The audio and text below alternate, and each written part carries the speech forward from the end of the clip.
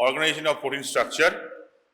The protein, remember there is a saying in science, the function of a protein is a function of its structure. I repeat, function of a protein is a function of its structure. That means what function it will pursue, that depends on its very native structure, how it looks like. There are 4 levels of structures in protein: primary, secondary, tertiary, and not all but few of proteins have got the 4th level of structure, quaternary structure. All proteins will have first 3 levels of structure. Few proteins who are multimeric, who has more than one subunit, they will have quaternary structure, the 4th one. Okay. Now let us see what is primary structure.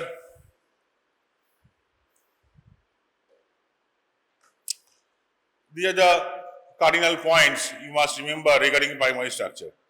Remember, the primary structure is an imaginary form.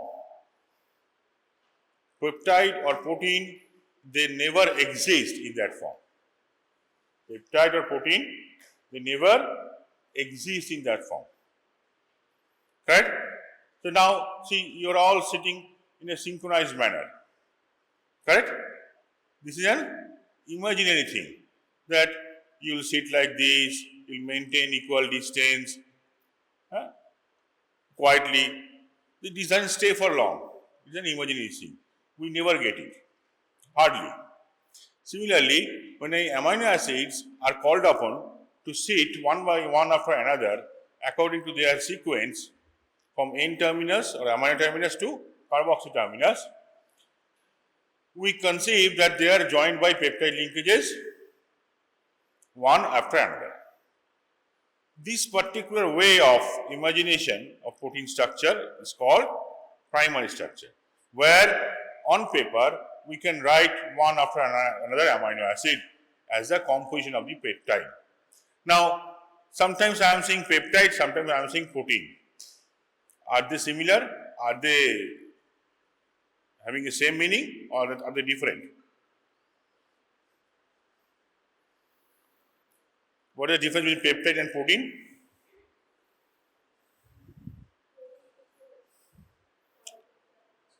And peptide is a polypeptide.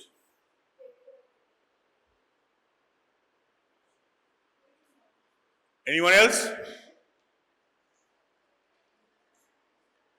Peptide is a man-made structure. That's very good. And protein is God-made.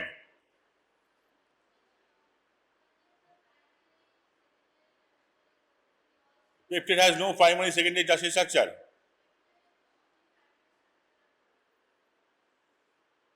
Anyone else?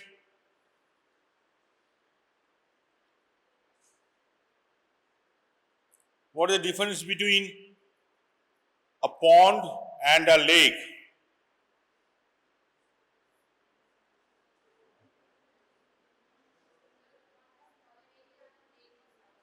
Very good. The same thing between peptide and protein. Peptide, when I say, it is only one peptide, one single polypeptide chain, but there are many proteins who have more than one polypeptide chain. Correct? So, they are not peptide anymore, they are peptides, polypeptide. Correct? So, that's why peptide is a singular. Protein may be the plural form of polypeptide, peptides. Right? It is a bigger thing. What is the size of the pond until which we will call it pond? Beyond that, we will call it lake. Around 100 amino acids. There is no fixed, like after 101 I will call it protein, but mostly up to 100 we prefer to call them peptide. Beyond that, we call them protein because size is bigger. Fine. So, the primary structure designates few cardinal features in the protein. What it says about the composition, correct? it says about the number of polypeptide chain, how many polypeptide chains the protein having, and in between, is there any bond or any stabilizing factors that will also be reflected. Correct? It has two ends, N-end, N-terminal and C-terminal. N-terminal and C-terminal. N stands for amino group and amino terminal, and C stands for carboxylic terminal or terminus. When you say C-terminal amino acid, or you say the amino acid on C-terminus. Understood? That's the difference. Now, in the primary structure, we have to study only one protein, the structure of insulin. And here not only structure, its synthesis and secretion also will come. And since you are in MBBS, you have to study the clinical aspect also. You know? Now, this is the structure of insulin. It has got two chains, A chain and B chain. Don't look at me, look here. A chain and B chain. How many amino acids are there in A chain? How many amino acids are there in B chain? Whatever I am saying, when question comes, you have to write these lines. That's all. So, insulin is made up of two polypeptide chains, A chain and B chain. A chain contains 21, B chain contains 30 amino acids. A chain starts with, B chain starts with PHE, phenylalanine. So, these are also called glycine chain as well as phenylalanine chain. Remember, this is about human insulin. Okay. Then, they have got few disulfide linkages. There are two intra-chain disulfide linkage, interchain disulfide linkage, and one intra-chain disulfide linkage. The interchain between two chains disulfide linkages are located at A7, B7, A20, B19. These are the points you have to write and remember. A7, B7, A20, B19. And what about the intrachain between 6, A6 and A11. A6 and A11. Okay. Now, this side, see, there are 7 amino acid containing one portion is given. What is that? What is this IGF? IGF stands for insulin-like growth factor. Insulin-like growth factor. Nowadays, these IGFs have become very, very important in medicine because most of the cancer pathway are through these IGFs. So if we know the pathway of IGF properly, we can try to cure cancer. Correct? Insulin-like growth factor. So these are the proteins which has insulin-like action, but they also propagate the growth of the tissue. And there lies the problem. Now, so this is the basic structure of insulin, human insulin, remember. Now, human insulin is actually secreted in this form. This is called pre-pro-insulin. When they are synthesized, they exist in this form. Pre-pro-insulin. How many amino acids are there? See, this is A chain and this is B chain. In between, there is a chain which is called C peptide. Now, on flanking C peptide, both the sides of C peptide, there are certain other amino acids which are to be cleaved in order to separate the C peptide. These are called protein cleavage sites. When you read translation, you will find post-translational modification. There lies one of the method is protein cleavage or hydrolysis of polypeptide. Correct? This is one example of that. post-translational modification by which a protein is modified to its functional form. So, insulin is secreted in this manner. This diagram. What is this? It is first in the gene form in nucleus, then it forms RNA.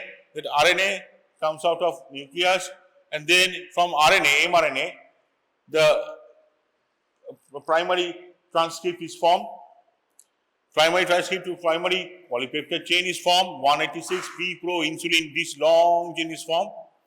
And then from this long chain, it is cleaved and a portion is sent to Golgi body and processed. C-peptide and insulin are secreted separately in response to other factors. Which factor?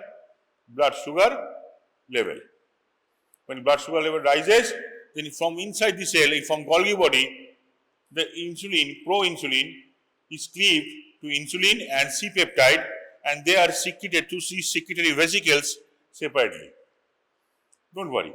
All are written in next slide. Do not worry. Nothing to hurry. Just see the process.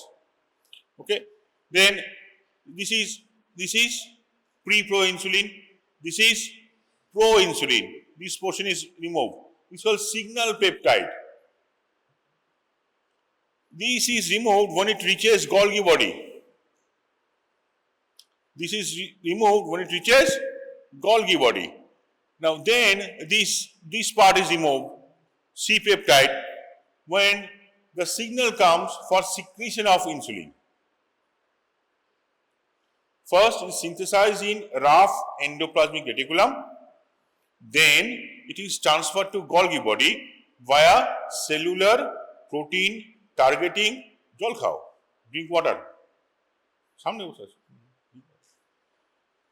Then it is transferred to Golgi body by cellular protein targeting system. Inside the Golgi body, when it enters, it is cleaved so that it cannot come out.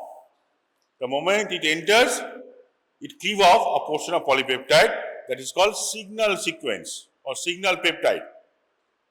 Then it remains trapped in the Golgi body until and unless the signal comes for the secretion of insulin.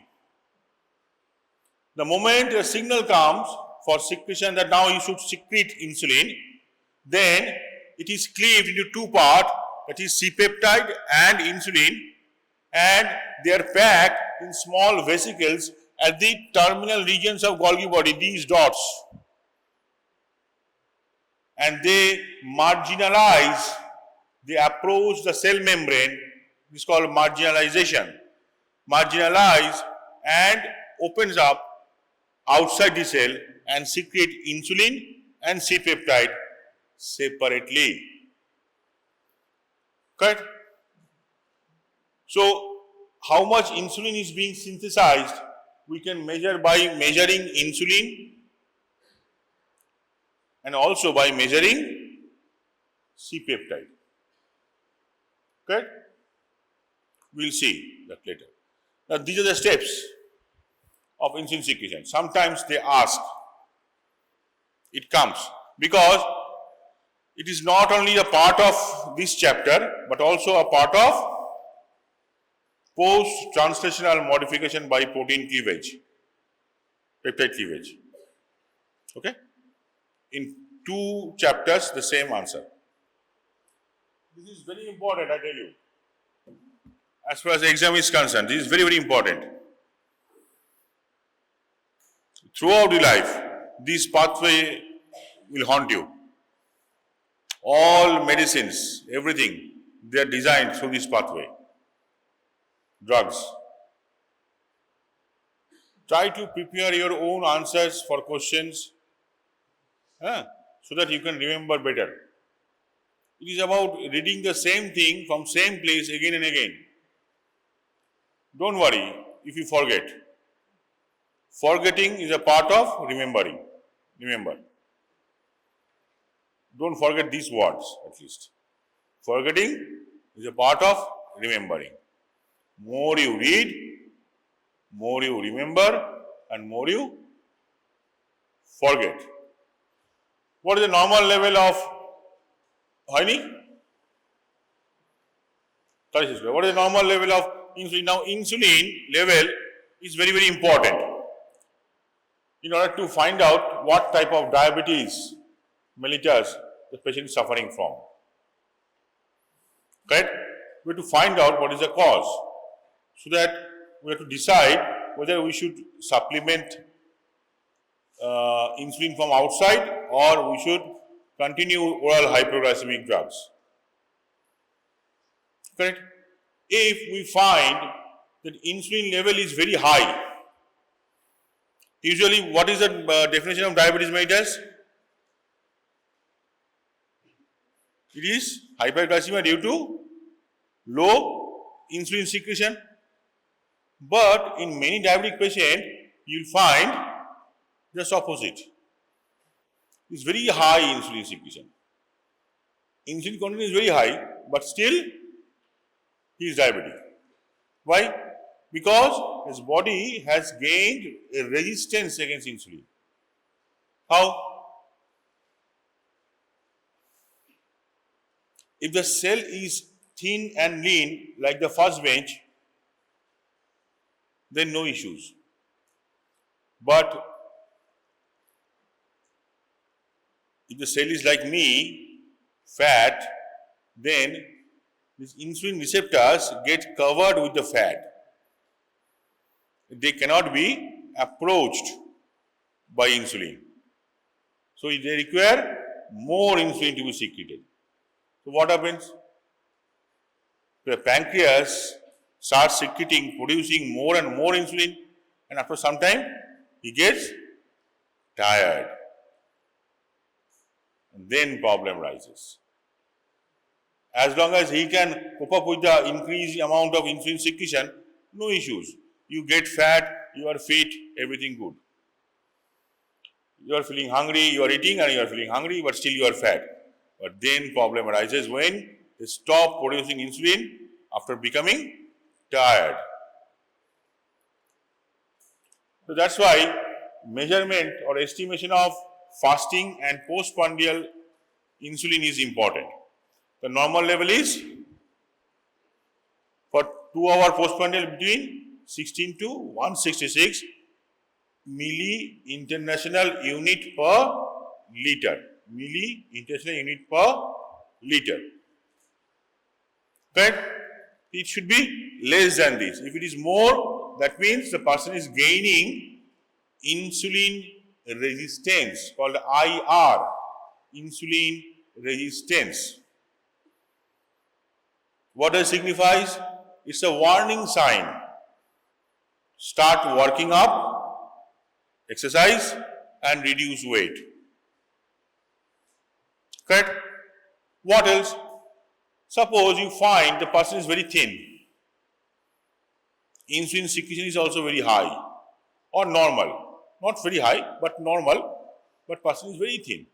But he is suffering from diabetes. What is that? Insulin is being secreted, but it is non-functional. It is not functioning properly. Means you have hand, but you do not have all the fingers. Then how will you shoot? Correct? So the insulin by birth is not being prepared properly. It's called type 1. C-peptide. C-peptide directly signifies or shows the amount of insulin production, whether it is normal or abnormal. That's all. Right? Now, production of C-peptide depends on these factors. What are these? Hyperinsulinoma, tumor of pancreas, producing more and more insulin. Then insulin resistance. The cells are fat-laden, covered with fat. So insulin cannot approach the insulin receptor on the cell surface. So they need to produce more and more insulin because body is sensing that it is not functioning, blood glucose is rising, but insulin cannot function. So it is producing more and more insulin. Cushing syndrome, an endocrine disorder, type 2 diabetes, same thing, this one only. Kidney failure, what it signifies? All these things which are produced in our body should be excreted through kidney. If kidney is not functioning properly, then what will happen? The oral hypoglycemic drug or the human artificially prepared insulin, whatever we inject, will circulate in the blood for longer period. You give one dose of insulin and it will stay for two days. Why? Because body cannot get rid of the insulin and the oral hypoglycemic drugs. They keep on circulating in the body. You know? And hypokalemia. Liver disease, low peptide. Liver is a production site. Liver disease, Addison disease, Cushing syndrome, opposite Addison disease. What is that? This is adrenal gland insufficiency, Addison disease, and this is hypersecretion of adrenal gland. Right? This is insufficient adrenal gland. Severe infection and type 1 diabetes. I said production will be low because insulin is being produced, normal, but it is not functional. Okay? So remember few points regarding C-peptide. You will be asked in the exam. Probably not in first internal assessment or second, but in the third internal assessment. Same thing will come again and again. Now we think about peptide bonds. Since I mentioned in the primary structure peptide bond, so what is peptide bond? The peptide bond is a bond which is formed between the alpha amino group and the alpha carboxylic group of two successive amino acids in a polypeptide chain. The peptide bond is formed by removal of one molecule of water between CO and NH group. This bond has got few properties. What are properties? This is a planar bond. All four atoms CONH exist in same plane. Number two, it occurs in trans configuration CO and NH on either side of the bond, and it is 40% double bond by character. The bond length is 1.32 angstrom, which is in between what? 1.41 and 1.24. That is, you will get double bond and single bond. Single bond length C to C is 1.41 angstrom. Double bond length is 1.24, in between 1.32. That means 40% double bond character it bears. Right? This is a 1.32 angstrom, which is bond length for this thing. And one more thing, the fourth point is, it is a rigid bond. That means this bond does not rotate on itself.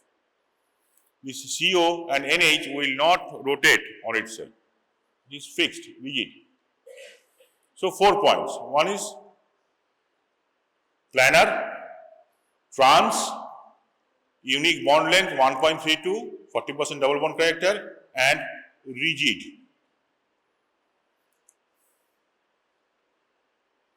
Now, there are two solid angles associated with C alpha and C alpha N and C alpha C. These two angles are called phi and psi. C alpha C, C for psi, C alpha N, phi. C alpha, angle between C alpha and C, C for psi, and angle between C alpha and N called phi. These two angles have got fixed movability. Fixed movability. That means like this. This hand, it can rotate like this. It is a fixed angle. It cannot rotate behind the head. No. Right? Similarly, these angles can rotate in a fixed angle. And that allowed angle was discovered or calculated by this fellow, Ramachandran. He was a mathematician. He was not a biologist. He was given this problem and he found out that these are the regions where these bonds are possible. These bonds are possible. I am not going into detail, no need.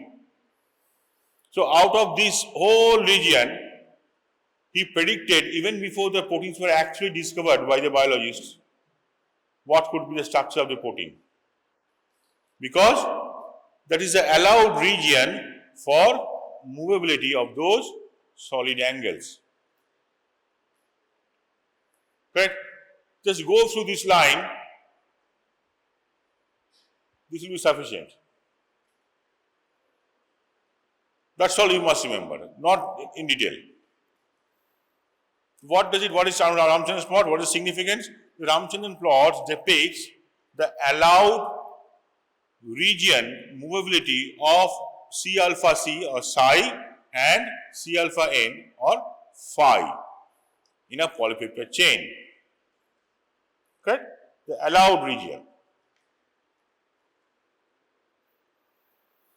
Now we move on to secondary structure.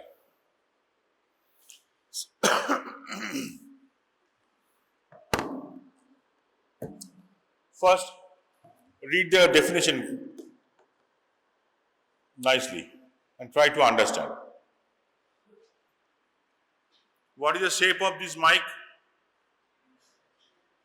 Huh? Shape of this mic, what do you see? Cylindrical. তুই cylindrical দেখবি, ও cylindrical দেখতে পারে। তুই দেখবি কিরকম? Circular. এবার কি দেখছিস? ট্রাপিজিয়াম, তাই না? এবার রেক্ট্যাঙ্গেল, তাই না? তাই তো?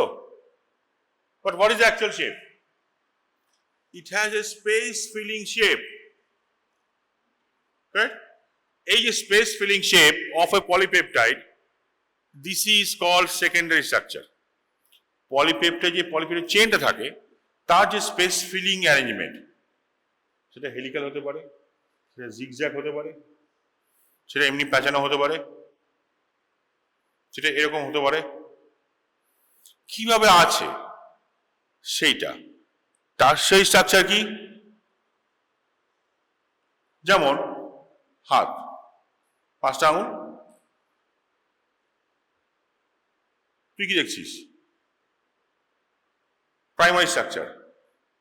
এবার একটা আঙুল দেখ, ওপরে একটা আঙুল নিচে, একটা পাশে বেঁকানো, তাই না? তুই কিন্তু 5টাই দেখছিস।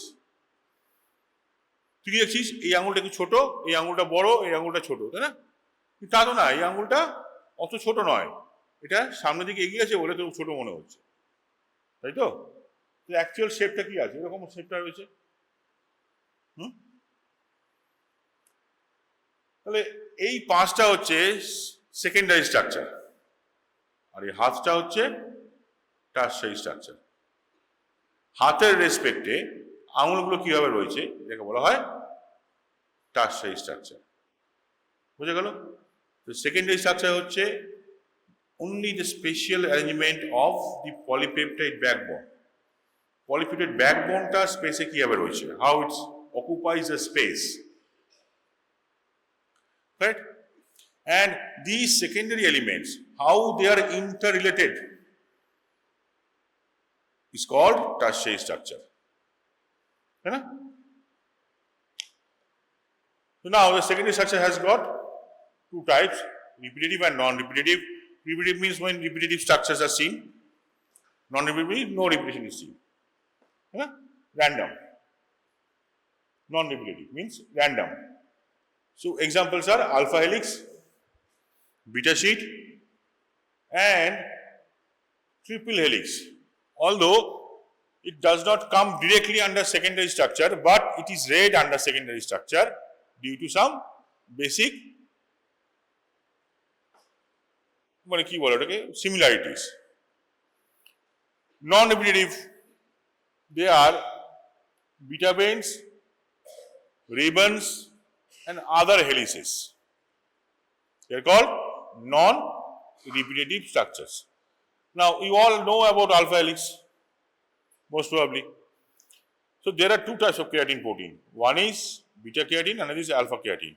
We, the mammals, contain alpha keratin. The alpha keratin is made up of keratin protein, which contains the polypeptide chains arranged in a mostly alpha helix form. That means in a protein is not helical. The polypeptide chain present in the protein, which is microscopic, highly microscopic, we cannot see in naked eye. None of the secondary structure we can see in naked eye. We cannot see even the tertiary structure in naked eye. We just see one dot. Correct? That's all. We just see the red color of the hemoglobin. We cannot see the shape of hemoglobin unless we put it under high resolution microscope. Yeah. Similarly, the secondary structure is actually microscopic structure of alpha keratin, which contain alpha helix. Alpha helix has got few features, salient features. It's a right-handed helix. It contains around 3.6 amino acid residues per turn. It rises around 5.4 angstrom per turn. It's called pitch. Correct? It is stabilized by hydrogen bonds formed between first and the fourth. Every first and the fourth. And between every 4 amino acids. So C1 means amino acid 1 will form hydrogen bond with amino acid 4. Amino acid 2 will form hydrogen bond with amino acid 5, 3 with 6 and so on. Correct? The last amino acid will not participate, first and last do not participate in the formation of first and last amino acid, do not participate in the formation of hydrogen bond. What else? There are few amino acid which stabilizes this helical structure, and there are few amino acid which destabilizes the structure. Remember, proline always destabilize helical structure. Proline always destabilize helical structure.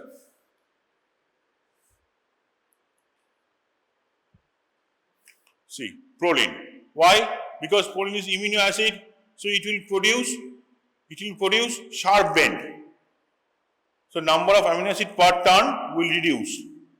It won't be alpha helix anymore. Something else. What it will be, we will see later. One more, see glycine. Glycine, again, it destabilizes. Why? Because it has very small side chain, only one hydrogen. No interaction. How it will form hydrogen bond? Correct?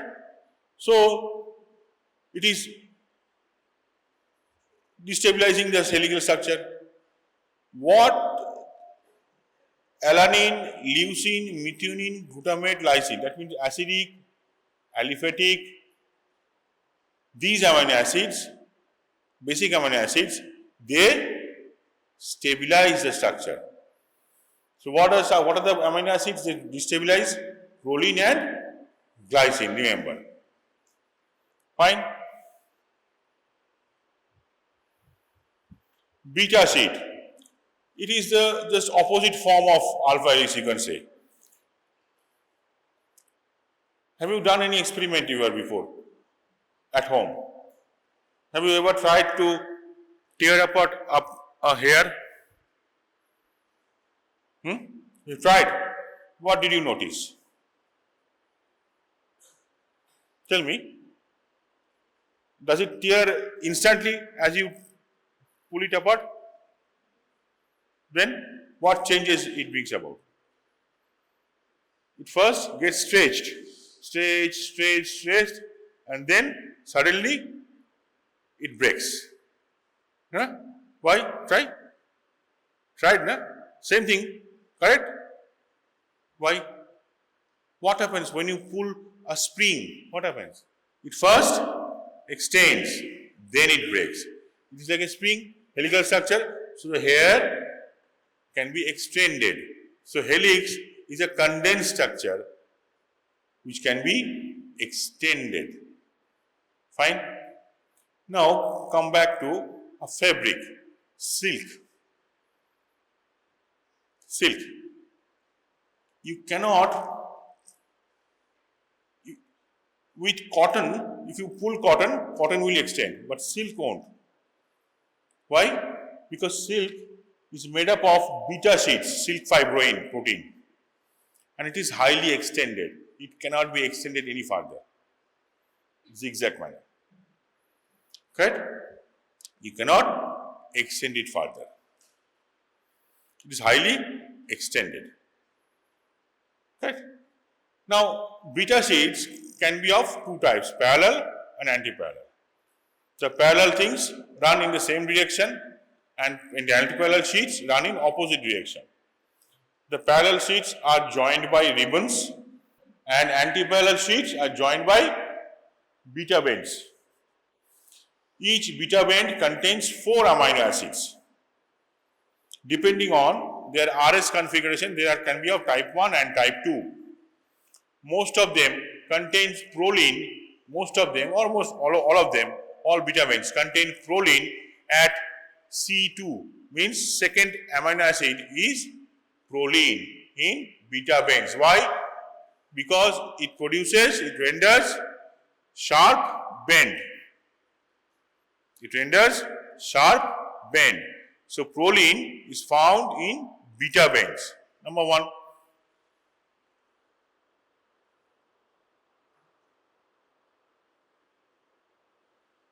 This is how it looks like. Beta sheets. Correct. Just remember few examples, that's all. Silk fibroin, one such example. Now we come to supersecondary structures. The supersecondary structures are nothing but some secondary structural element. Try to understand these words. Some secondary structural elements which can be found in many protein as such. Supersecondary structures are secondary structural elements. Secondary structural element means some forms of secondary structures which form as such same way in many types of proteins. Correct? Say for example, if you are using a scissor, the scissor must have 2 hands. Any type of scissor. Otherwise, how it will cut? Correct? If you are using a forceps, it must have 2 hands. Otherwise, how it will hold? If you are riding a horse, you must have 2 legs. Above the leg portion, you can be Amir Khan, you can be Shah Rukh Khan, you can be me. But lower portion should be structurally same in order to ride a horse. Clear? So these you can compare with secondary, supersecondary structures. And Amir Khan, Shah Rukh Khan and myself are different proteins. We are not related, but same structural elements have been found in all cases. Some such examples of supersecondary structures are beta hairpin, means beta bands, HTH, helix turn helix. देखते हैं कौन?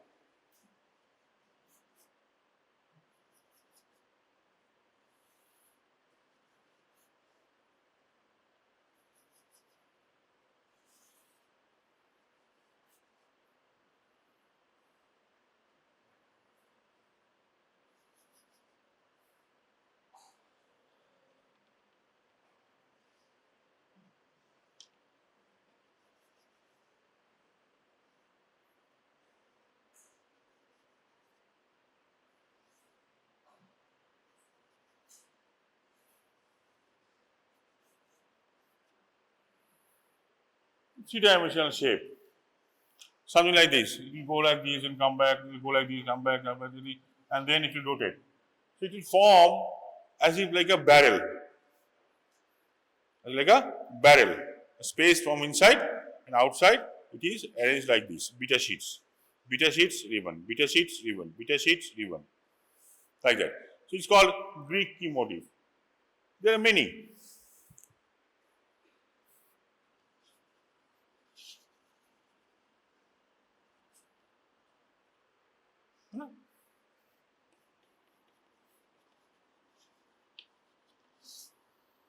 EF helix.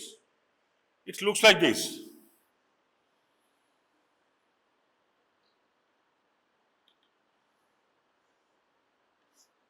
My drawing is not so good.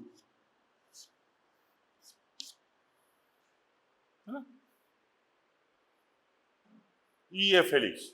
Where do you find this thing?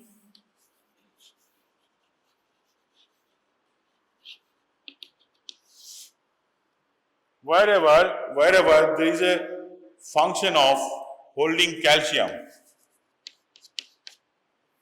this particular shape is seen, called calcium calmodulin complex. Name some protein which can hold calcium. Prothrombin, thromboplastin, correct? Almost all clotting factors. They all have similar supersecondary motifs or structures. Motif means structural component. Domain means region, area. Correct? So that's all for secondary structure.